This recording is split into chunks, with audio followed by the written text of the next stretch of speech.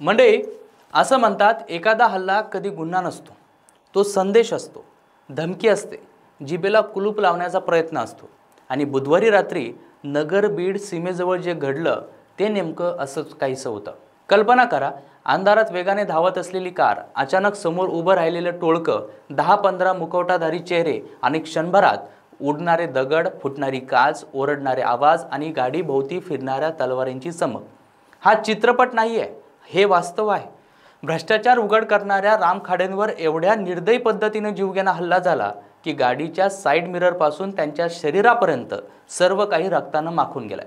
वार हातावर झेलूनही हल्लेखोरांची क्रूरता कमी झालेली नाही। प्रचंड मारहाण, धारदार शस्त्रांचे वार आणि मृत्यूच्या दारात ढकलणारा हा हल्ला पाहून एकच प्रश्न डोक्यात सध्या घुमतोय, हे घडून आणलं कोणी असेल आणि का? हा हल्ला फक्त एका व्यक्तीवर नाही, तर आवाज उठवणाऱ्या प्रत्येक सामान्य नागरिकावर आहे।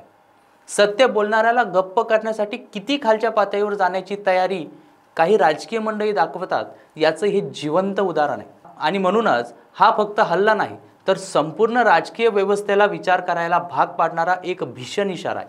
आता एकच मागणी बाहेर येते म्हणजे सत्य बाहेर आलं पाहिजे। नेमकं काय झालं त्या रात्री, तेच आजच्या व्हिडिओच्या माध्यमातून आपण सविस्तरपणे समजून घेणार आहोत। नमस्कार मंडळी, तुम्ही पाहताय सत्य पे सत्ता, म्हणजे थोडक्यात पण महत्त्वाचं। अहिल्यानगर आणि बीड जिल्ह्याच्या सीमा भागात बुधवारी रात्री घडलेली एक धक्कादायक घटना राजकीय वर्तुळाला अक्षरशः हादरून गेली। शरद पवार गटाचे कार्यकर्ते आणि भ्रष्टाचार विरोधात सतत आवाज उठवत असलेले राम खाडे यांच्यावर झालेल्या प्राणघातक हल्ल्यानं या परिसरातील वातावरण आधीच तापलेलं आहे। संपूर्ण प्रकरणाची पद्धत, हल्ल्याची शैली आणि घटनाक्रम पाहता हा हल्ला एकदम पूर्वनियोजित असल्याची भावना सर्वत्र व्यक्त केली जाते। मांडळी गावाजवळील नगर सोलापूर महामार्गावर अचानक अंधारातून उभे राहिलेल्या 10 ते 15 मुखवटाधारी हल्लेखोरांनी खाडे यांच्या गाडीला अडवून जबर हल्ला चढवला।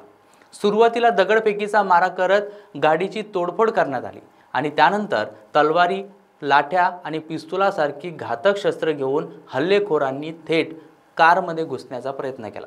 जीव वाचवण्यासाठी खाडे यांनी काही वार हातावर झेलले, परंतु हल्ला इतका आक्रमक होता की त्यांच्या हाताला आणि शरीराला खोलवर जखमा झाल्या। सोबत असलेले सहकारीही गंभीर जखमी झाले। परिस्थिती इतकी गंभीर होती की रुग्णालयात दाखल होईपर्यंत खाडेंची शुद्ध देखील हरपलेली होती आणि संपूर्ण शरीर देखील रक्तबंबाळ झालेलं होतं। या हल्ल्यानंतर त्यांना तात्काळ अहिल्यानगरमधील एका खासगी रुग्णालयात नेण्यात आलं। मात्र डॉक्टरांनी त्यांच्या जखमांची तीव्रता पाहता तातडीने पुण्यात हलवण्याचा निर्णय घेतला।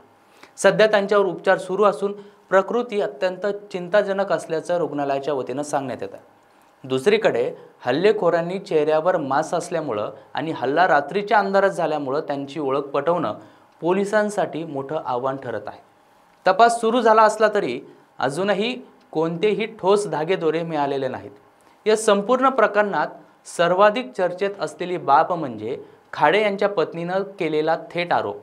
त्यांनी सरळ आमदार सुरेश धस यांच्यावर संशय व्यक्त करत या हल्ल्यामागे राजकीय कट असल्याचं म्हटलं जात आहे। मात्र आमदार सुरेश धस यांनी हे सगळे आरोप पूर्णतः फेटाळलेले आहेत। त्यांनी स्पष्टपणे सांगितलं की या प्रकरणाशी त्यांचा दूरचा संबंध नाही। त्यांचं भांडण कोणाशी झालं, ते कुठे झालं याची मला कल्पना नाही। मला सकाळीच या घटनेची माहिती मिळाली।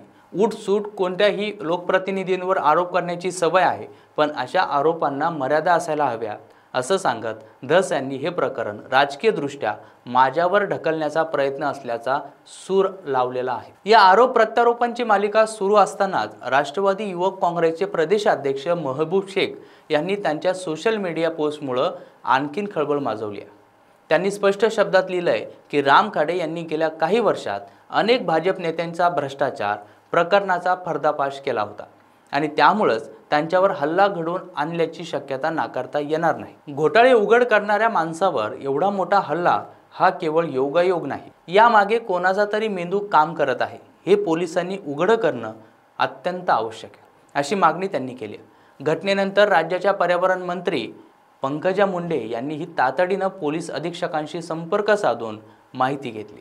त्यांनी या प्रकरणाची गांभीर्याने दखल घेत सखोल चौकशीचे आदेश दिले आहेत। हा हल्ला अत्यंत गंभीर आहे, दोषींना कठोर शिक्षा झालीच पाहिजे, असं सांगत त्यांनी प्रशासनाला तपासात कुठलीही ढिलाई न देण्याचे निर्देश दिले। दरम्यान खाडे यांचे सहकारी असलेले दीपक खिळे जे स्वतः या हल्ल्यात गंभीर जखमी झाले त्यांनीही धक्कादायक दावा केलाय।